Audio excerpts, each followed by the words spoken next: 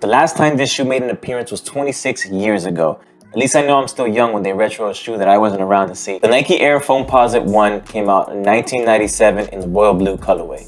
It's the namesake sneaker of Penny Hardaway, and if you don't know who Penny Hardaway is, he was a great NBA player who started his career in the early 90s with the Orlando Magic. Penny really liked pearly white on his sneakers, so Nike made him a player exclusive, and then the first time he debuted that was April 6, 1997 against Michael Jordan. That was the first and last time though, because he never wore them ever again and they never released the shoe. Now they finally re-released it and they're dubbing it the Penny PE. Crazy how this shoe when it retailed came out for $180. And that might seem cheap because this one's $240, but if you think about 1997, $180 is a lot of money. If you count for inflation, that's like $340 today. Still, this shoe is way too expensive in my opinion. I think anything that's above $200 is too expensive on sneakers. But to pull off this design, I guess you have to spend a lot of money. This unique design is influenced by a beetle. That's why it's so hard. The shoe is made up of a foamposite material. And a fun fact of the foamposite material that I didn't know when I was growing up is that it actually starts out as a polyurethane liquid and then it gets heated up to 175 degrees Fahrenheit and poured into a mold. So yeah, it's pretty dope. Other design details include the tumbled leather, that small silver Nike swoosh,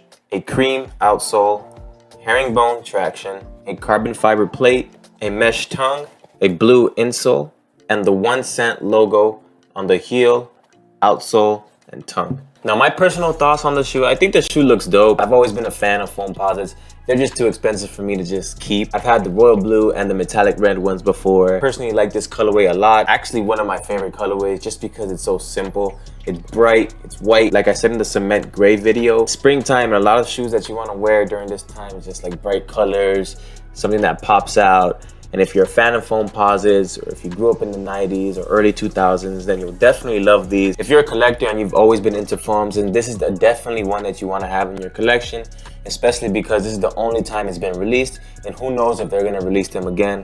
Foams haven't been that popular over the years. Although they've changed the materials on this and made it a little bit more comfortable for casual use, it still looks like a big bulky basketball shoe, and that style just isn't in right now. I'm still a fan of the design. I think it's still unique and different. Like, I mean, this is a 26-year-old shoe and it still looks pretty cool and unique to this day. Since this is a casual version, it is a lot more comfortable than the old school foams, and that's something that I can appreciate about these. I recommend going true to size for these because the models are pretty bulky, but I do like having that comfortable space. If you want to see other sneaker videos, then you can check out my playlist or other videos. Comment what you guys think about this shoe and subscribe if you enjoyed my content.